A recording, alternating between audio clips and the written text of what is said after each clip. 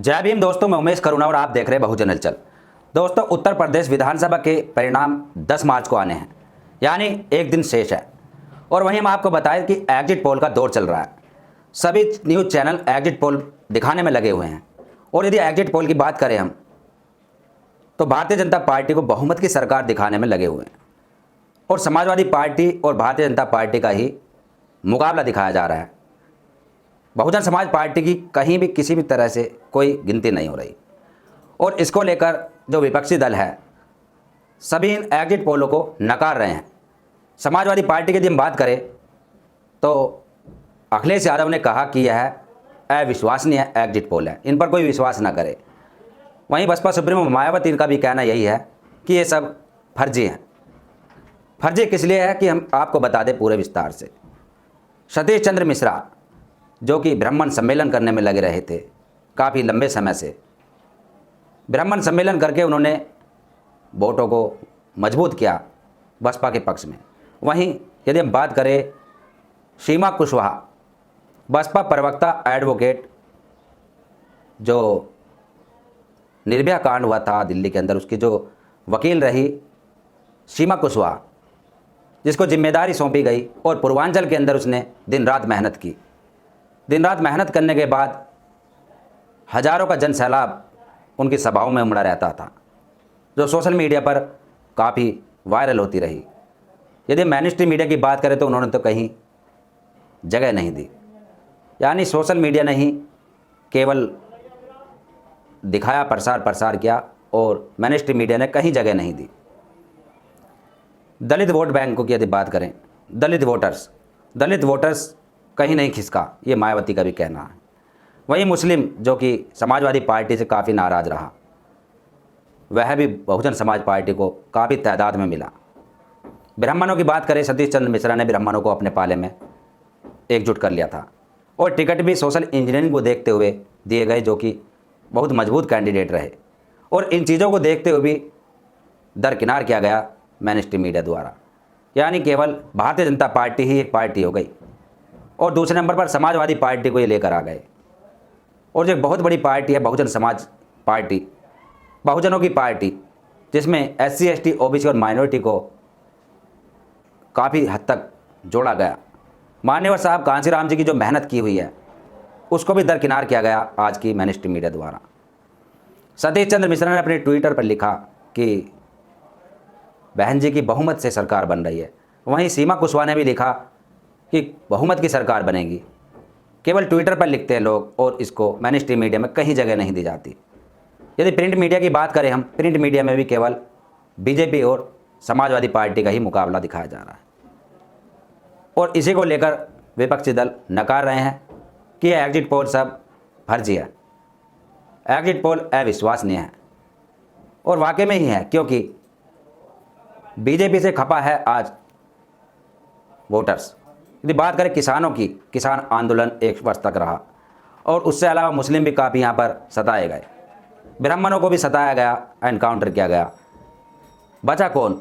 जो बीजेपी के कैंडिडेट से जुड़े हुए वोटर्स हैं, और केवल उनसे सरकार नहीं बन सकती। और बहुजन समाज पार्टी के पास उनका परंपरागत वोट और जो उनके समाज से जुड़ा हुआ वोट, वह कहीं नहीं खिसका। और वही चुनाव का जो समीकरण है उसको बदल देता है, जैसे पहले से बदलता है। और 2007 में जो सरकार बनी थी बसपा की पूर्ण बहुमत से, उस समय भी यही आंकड़े फिट किए जा रहे थे।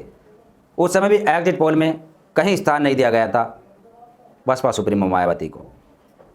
उस समय भी ऐसे ही हवा फायरिंग की जा रही थी, केवल 2 पार्टियों का ही मुकाबला दिखाया जा रहा था। और आज भी ऐसा ही हो रहा है। और इस चीज़ को देखते हुए जो समर्थक है, बहुजन समाज पार्टी से जुड़े हुए कार्यकर्ता है, नेता है, सबको हिताश किया जा रहा है। कहीं ना कहीं सबको ठेस पहुंचाई जा रही है मेनस्ट्रीम मीडिया द्वारा। जो उनके वोटर्स हैं, जिन्होंने वोट किया, जमकर खुलकर वोट किया बसपा को, उनको हिताश किया जा रहा है कहीं ना कहीं एग्जिट पोल द्वारा। कहीं नहीं दिखाया जा रहा बसपा को। तो यह है दोहरी प्रणाली, इसको समझना होगा। और दूसरी बात यदि हम करें कि जो बहुजन समाज पार्टी से जुड़े हुए वोटर्स, नेता, कार्यकर्ता, वह हिताश ना हो, क्योंकि 10 तारीख को परिणाम उल्टे भी हो सकते हैं एग्जिट पोल्टों के। जो एग्जिट पोल्स है उनके परिणाम उल्टे भी हो सकते हैं, उलट भी हो सकते हैं। और ऐसा पहले भी हुआ था। क्योंकि जो बहुजन समाज पार्टी के वोटर्स हैं भारी तादाद में हैं, यानी उनको कहीं भी किसी भी तरह से कोई स्थान नहीं दिया जा रहा। यदि हम बात करें मेन स्ट्रीम मीडिया की, वोटर्स काफ़ी नाराज़ है, काफ़ी हिताश किया जा रहा है, एक खिलवाड़ किया जा रहा है एग्जिट पोल्स के नाम पर। कोई 2 सीट दिखा रहा है तो कोई 10 दिखा रहा है, कोई 5 दिखा रहा है, इस तरीके से यानी बहुजन समाज पार्टी को ख़त्म करने की कोशिश की जा रही है मेन स्ट्रीम मीडिया द्वारा, एग्जिट पोल्स के द्वारा। यदि उत्तरांचल की बात करें हम, उत्तरांचल में बहुत भारी संख्या में बहुजन समाज पार्टी की सीट निकल रही है।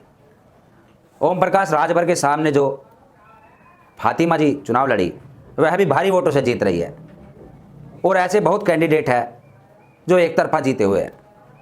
क्योंकि पिछली विधानसभा जो हुई थी 2017 वाली, उस समय बहुजन समाज पार्टी के जो कैंडिडेट थे वह बहुत ही कम वोटों से हारे थे।